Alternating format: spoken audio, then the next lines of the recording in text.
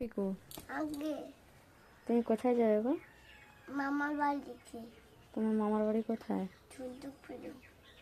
কিসে যাবে? তো টোটোতে? তারপরে লিখায় সূর্যপুরে রিক্সায় যেতে হয়? হ্যাঁ। নৌকোয় যাবে না? কেন গো? ও পিকু,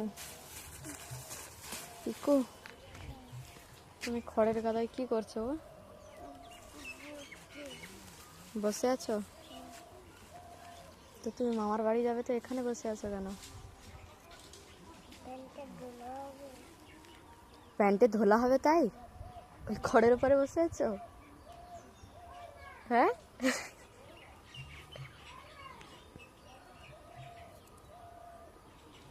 কোন দিকে যাবে বলো? ওই দিকে?